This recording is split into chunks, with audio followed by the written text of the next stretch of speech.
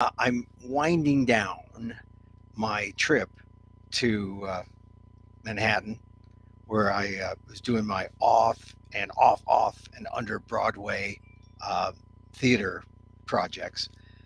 And it's something we just wrapped up the conductor on Sunday, and it was sad. It was sad because it was feeling like there's this family and that you develop, and it's weird because this is the first time that I've been really outside of my house, outside of my closet, out in public, right?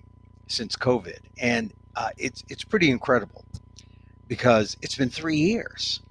3 years, I'm still washing my hands. I'm still social distancing. I'm still got my mask, but I'm kind of like a 60% masker now because it's almost like I see other people around me. This just happened like within the hour. I was talking to a friend, and my friend said, I can't meet you, before you go back. I got COVID. So that sort of shocked me back into reality that the pandemic is not over. Mask wearing and the kind of you need obsessive public health, but the kind of obsessive public health that we've seen the last 3 years, that's over.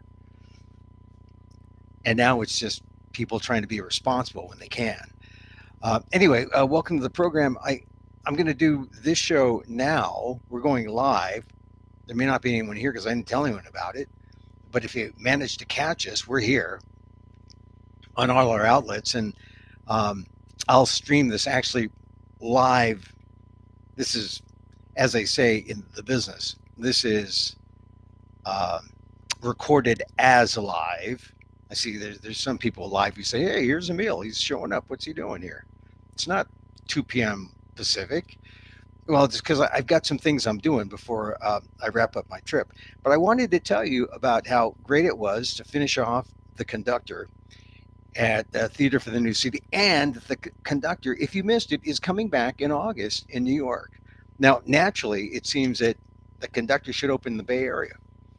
But so far, haven't heard anything about whether or not the conductor has a date set for the Bay Area, even though that's where you know the things, the narrative in the conductor takes place in San Francisco in the Bay Area. But increasingly, things involving education and kids. We just had another school shooting in Nashville today. That really isn't an issue in the conductor, but that's becoming a dominant issue. But probably it's good because people see that you know the woke issues are not the issues at the school level. The issues at the school level are really safety, are really things like I don't know the particulars of the Nashville situation. I think it was a Christian school, but it's certainly school safety is an issue after Uvalde, much more than the artificial themes of anti wokeness and anti critical race theory, which are, just, I think people should know about their history. I think it's clear. I think that's one of the messages in the conductor that people don't know their history, and they should know their history if we are to emerge as we evolve in this very diverse society we call America. Anyway, it was great to be in the cast. The cast was very diverse. There were Asians. There were well, I have a Hispanic last name, but I'm Asian. Asian Indians. There were African Americans. There were whites, and there were six of us in the main cast.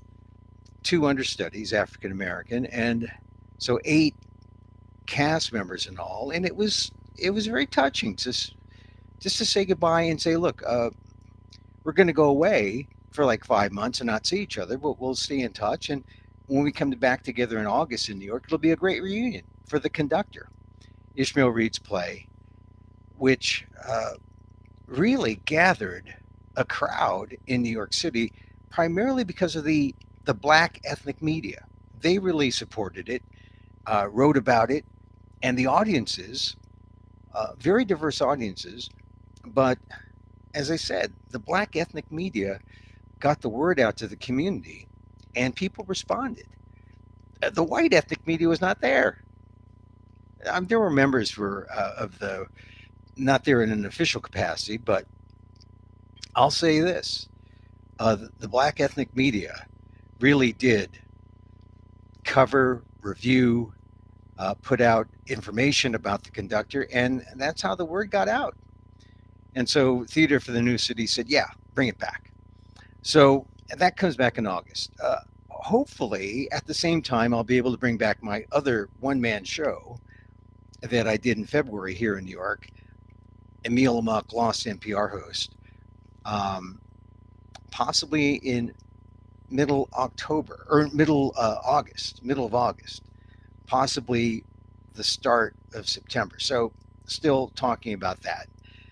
And I'll let you know that. That's where I talk about, my forays into white media, white culture, my assimilation, right? The assimilation of Emil Guillermo, which is actually an interesting story in the last half of the 20th century. So I say that as a lead into the thing I really wanted to talk today and why I thought it was urgent to talk about today.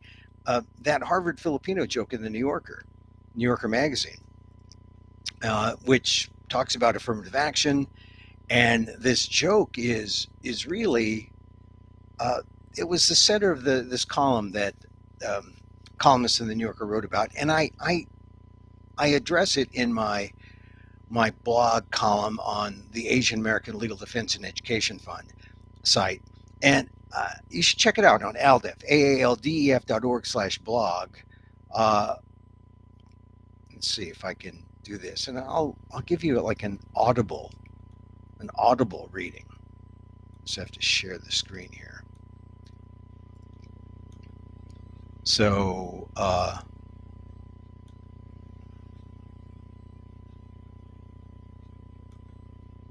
here's the screen.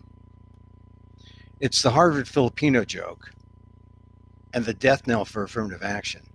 And I am really, I think I've been like a lot of people in disbelief to think that maybe affirmative action is going away. But in my column, I sort of come to terms with it.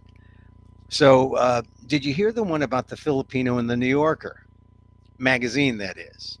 I don't mean Jaya Tolentino and the weight loss drug Ozempic, but the assessment of one male Filipino American Harvard applicant written on official Harvard admission stationery.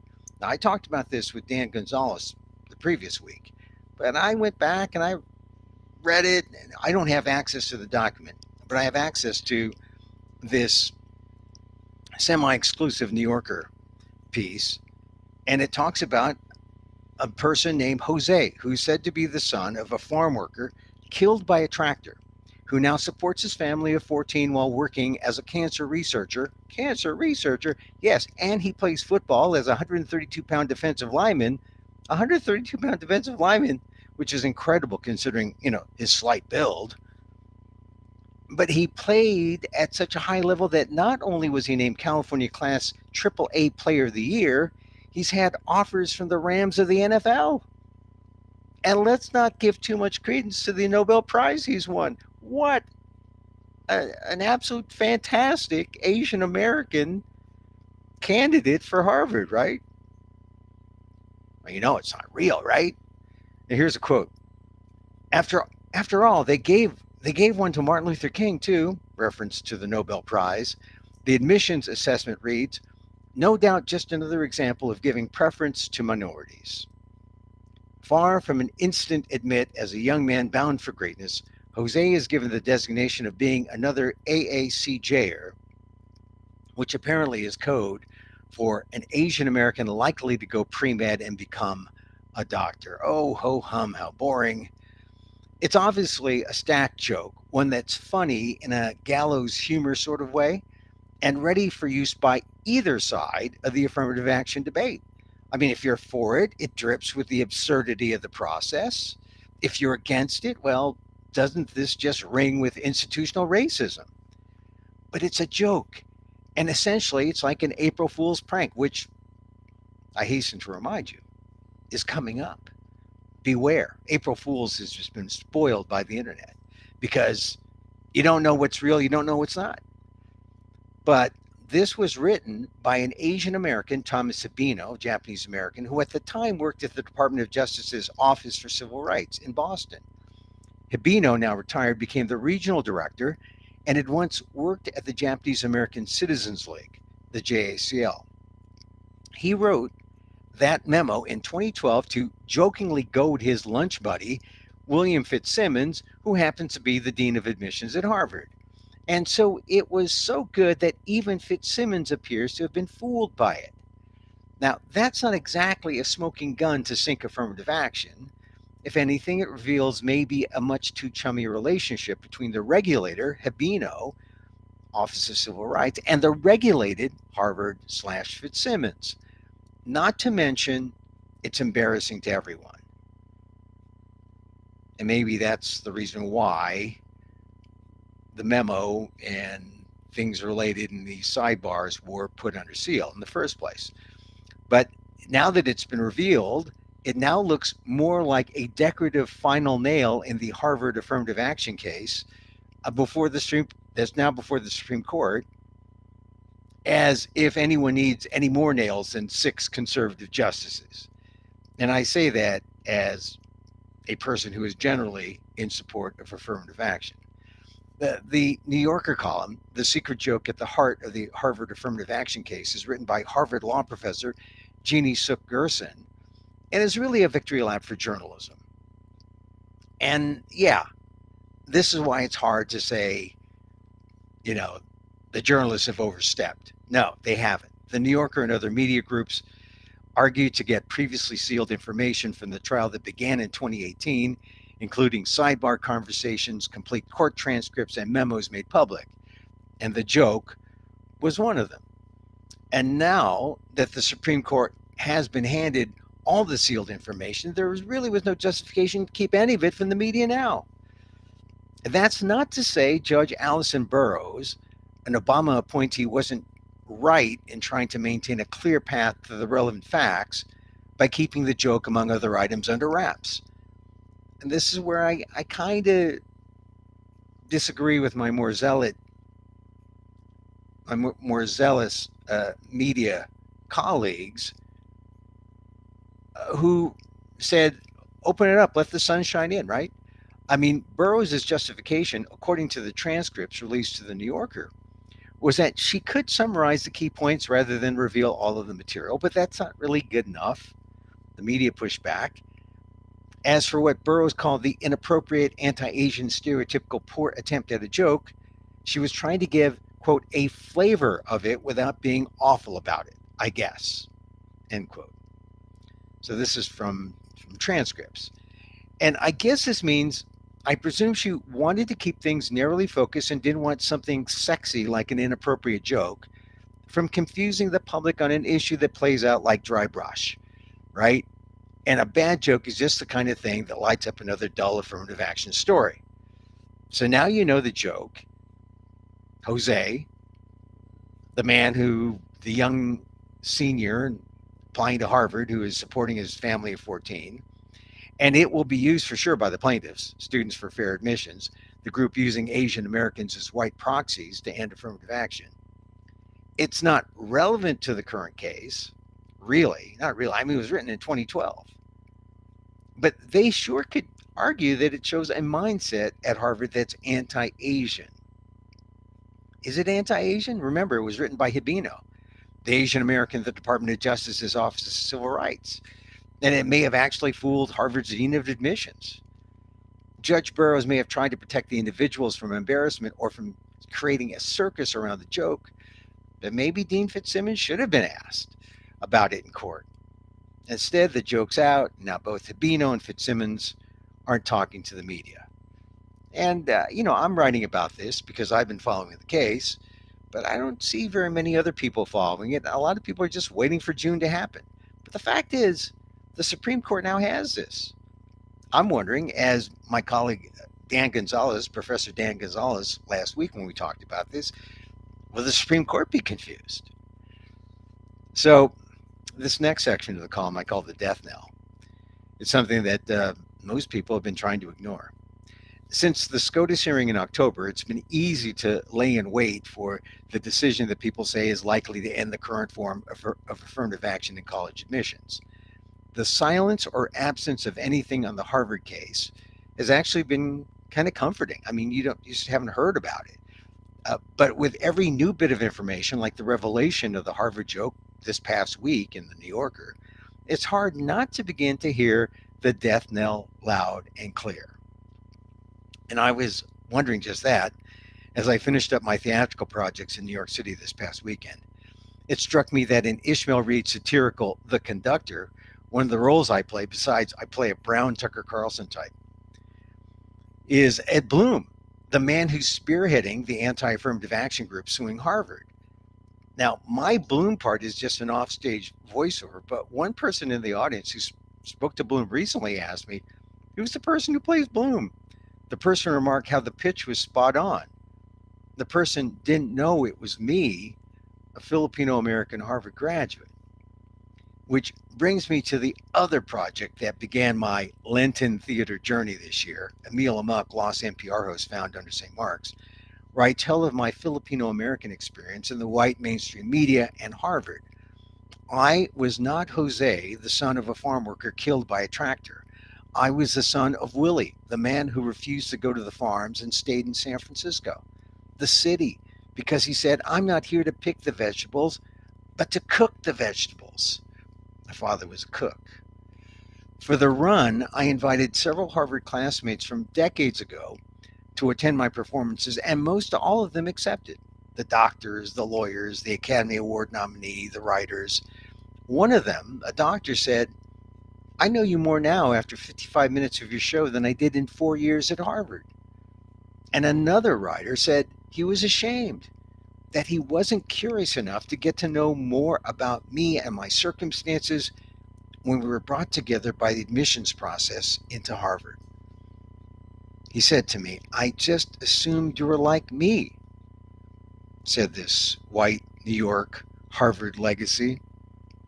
In an email, my friend wrote, quote, I shouldn't have been so solipsistic and blithely assuming. I should have been more sensitive and curious. That aside, it was incredibly moving and meaningful to be let in now and to have a better sense of who you are. It only took 45 years for the real magic of affirmative action to happen. But when it happens, that's how it happens. When people open up and see the other person. And maybe it didn't happen 45 years ago because they didn't even know what was this process that we were in, except society was changing. There were new people coming up, and they were being part of our society. And do we let them in? Do we let them participate? And now they outnumber the white majority. And now what do? We get rid of this? So I look at the instances, in my case, where affirmative action had some meaning. And as I say in my column, I think these are the best reasons why affirmative action must continue for the good of our diverse society. So just a personal reflection there. It's true. We bring people together through affirmative action to get to know one another, and it doesn't always work. But when it works and you see it happen, you take note and you say, wow, this is why it's done. It's not all just about the top score wins, or it's not reduced just to that. It's not reduced at all. It's expanded to include the humanity of our population.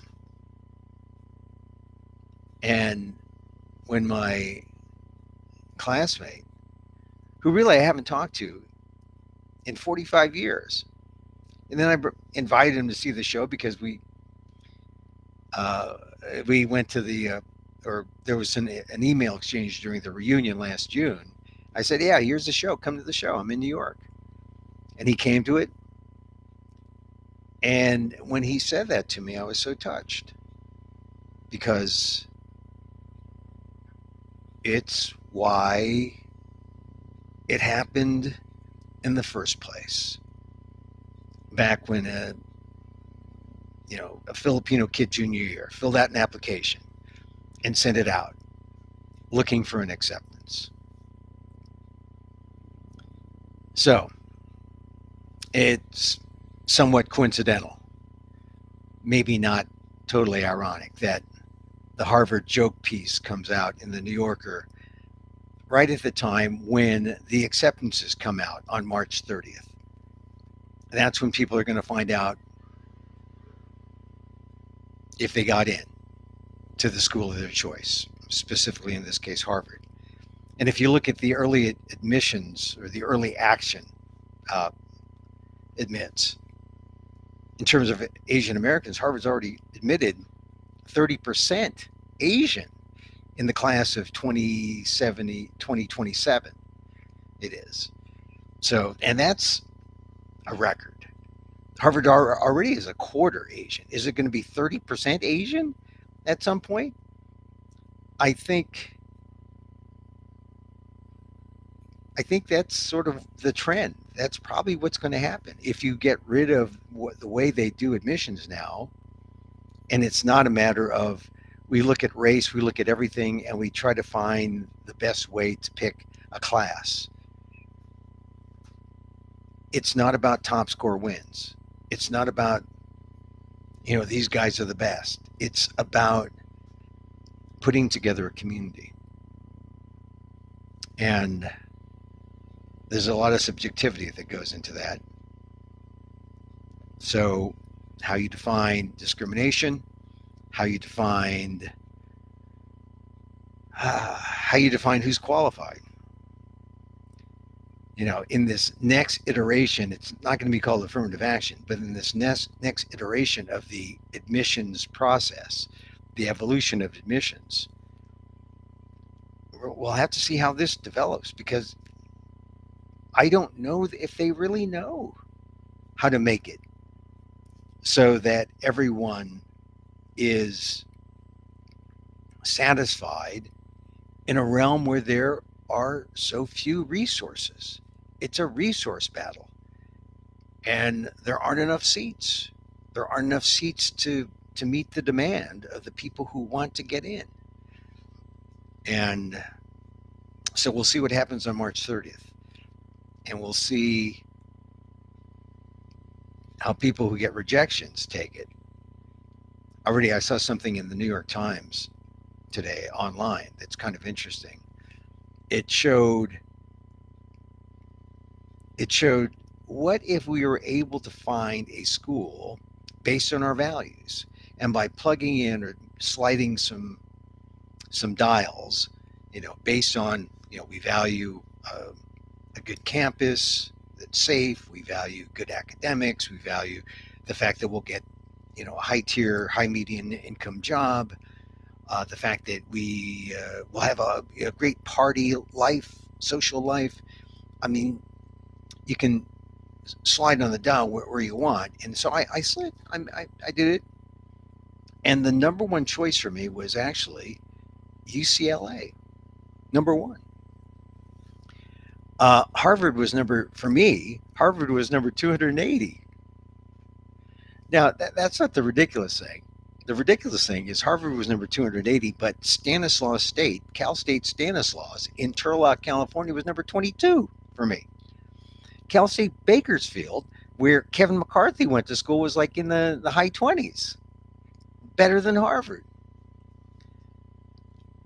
I think this points to the idea that where there are limited resources, and when economics come into play about where's the value in our education, We have to get out of this elitist mindset, this consumeristic mindset about, this is the education that, it's like I have the Louis Vuitton bag. Never mind, it's a fake that I bought in Chinatown, but I got one. And maybe we should look and see, well, where are the real values in education, and go consumeristic from that side, and say, yeah, I'll play with these dial or these slide pots on the New York Times website, and place my values with what school I should go to. And by golly, if Cal State Stanislaus in Turlock, California is number 25 for me versus Harvard, which is number 280, then I'm going to Cal State Turlock. Cal State Stanislaus in Turlock, which is, of course, is ridiculous. But why? Because we're snobs? Anyway, another show, another discussion. All right, so this is going to repeat. It's going to air live, or as live, at 2 p.m. Pacific. I'm going to go off and do my thing. Final days in New York. This column is on aldef, aaldef.org/blog. It's the column I wrote on the Harvard joke, the Harvard Filipino joke, and the death knell for affirmative action. So check that out. Also, the replay will be on amok.com. All right, regular listeners, thank you for being here. Thank you for being on the show, or with the show, or experiencing the show. Regular listeners know I like to close out with a little meditation. I do. I like to think about things. Meditation helped me for the play. So let me say this. It's all about loving kindness. And as I wish for me, I wish for you. May you be safe. May you be happy. May you be healthy. And may you live with ease. Emil Guillermo here. Till next time. Mahal